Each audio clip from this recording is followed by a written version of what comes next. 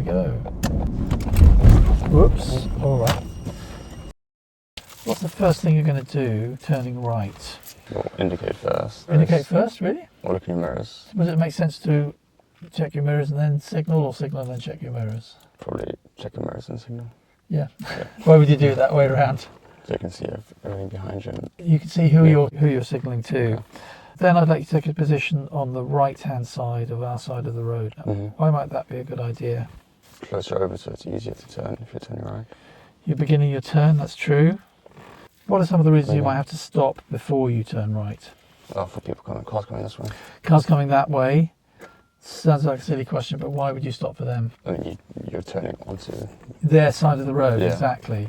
So would you make your turn like this? No, you have to go around. Go round, Yeah. okay. So why wouldn't you do it like that? That's the wrong side of the road. Wrong side of the road, exactly. So imagine this is all wet paint. Mm-hmm. You're going to try to avoid as much of the wet paint as possible. Okay. So a good place to stop is where the centre line of the road you're turning into Okay. crosses the centre line of your road. Okay. And a good way to judge where that is guess what? Get that centre line underneath your door mirror. So as you look out of the right side of the car, try and get the centre line, stop with the centre line from your point of view, roughly under the door mirror. Just down here, there's a turning to the right. We're going to drive down there. Imagine there's a car coming the other way, like that one. And then stop. Wait for the imaginary car. We're going to stop with the centre line under the door mirror. Okay.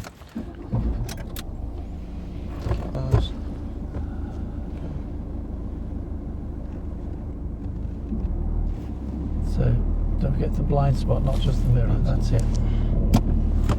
Super. Okie doke.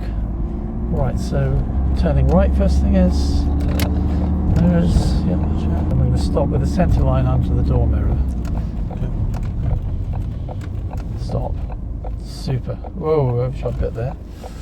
Alright, so let's carry on. So imaginary car's gone. Check your right blind spot. Away we go. Just bring the clutch up a little bit to move forwards. If necessary, put it down again. Straighten up. Well, we're going to try and stay on our side of the road. Yeah. So you can control the speed with the clutch. Put the clutch down again as you come around the corner if you're going too fast. Nice gear change. Very good. I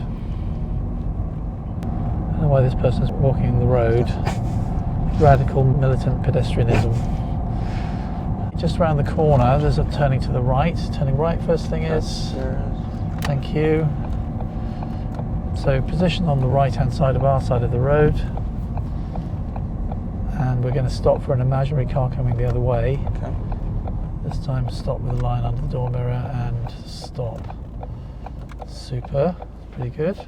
Let's get into what's a good gear now that we've stopped. Alright, now we're on a bit of a slope. Might consider using your handbrake again. Yeah. Okay. There's our imaginary car and off we go. Whoops. Alright.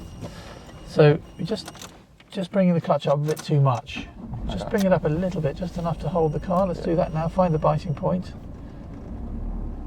Not too much. And then when you release the handbrake, still quite a lot of flutch there. Quickly, yeah. You be a little bit more subtle with it. That's much better turn. And up in the second gear. Very good, very good. Excellent.